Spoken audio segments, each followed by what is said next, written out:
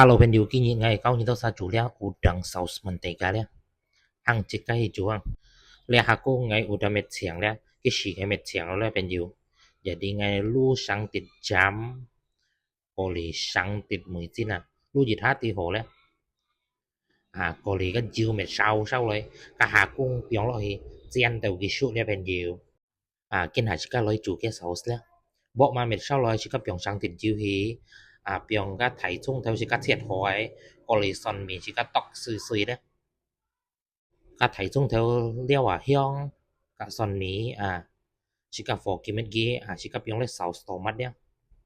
個嚟落咧 kecap Inggris secukupnya aja. Nek Inggris mah yo game yang sim Inggris tapi si ka jin ni mai dia.